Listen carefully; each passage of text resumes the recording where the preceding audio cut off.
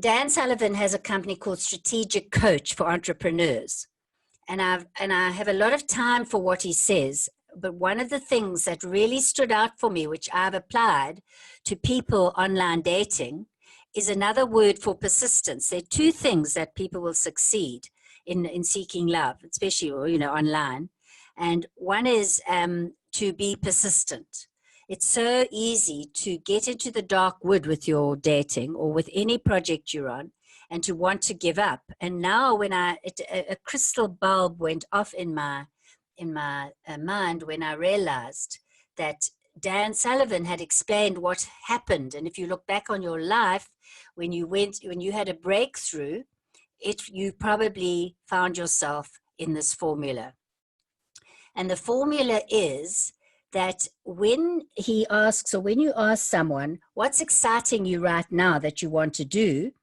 They'll say, well, try and make a big thing, like let's say write a book or run a course, and then they'll say, well, what's stopping you? Well, I don't really have the capability or the confidence. So people will jump to that and it'll hold them back. And sometimes it will stop them for a long time. But other times, if they look back on when they did achieve something, they went through the courage C of the formula. But before you get to courage, you need to commit. You need to say, this is what I'm going to do. And I mean, it's good, Jenny, that you used your example of that's what I'm committing to do for the next year.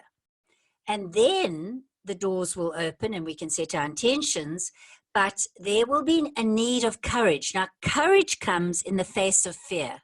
Not following through with your commitment will be cowardice, actually. And sometimes when people get stuck in this not having the courage, they will turn to addictions. And that can be, and they will have been doing this probably their whole life for courage. They will either workaholism or exercise, or in the case of men, gambling, or I suppose women, eating. And that is the fear overtaking you and therefore, undercutting you to achieve what you want to achieve. So Dan says the first thing is the commitment, and it can be scary, and it's what you want to achieve. Then you will have to realize that in undertaking the courage to do this, it will be scary.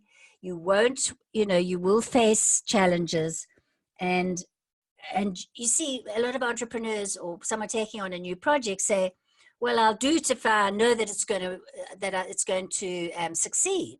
But he said, no, you don't know. And if you're going to up-level your life continuously, you're continuously going to hit this 4-phase formula, because each time you get to a new level of confidence and you decide, and in his method of coaching, he tells people to 10x their desire, not 2x.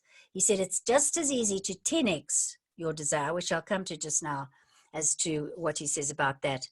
But I think this is a wonderful understanding. And if you want to take a minute while I'm talking to think of one thing which you can share if you like in your life, one time when you realized you committed to something and you didn't have the confidence or the capability, but you went ahead and eventually you went through the courage, and then along came the confidence and the capability.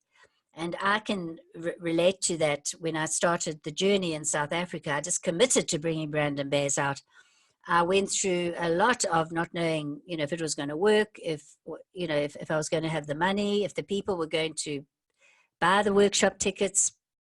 And I had some capability, but definitely not the confidence to say it's going to be a winner. And within 2 or 3 years, I had made a 6-figure income with Brandon and changed my own life. So that I can look at one thing like that definitely I needed the courage. I didn't have it. And same with online dating. I mean, when I teach people online dating, I can give a similar example.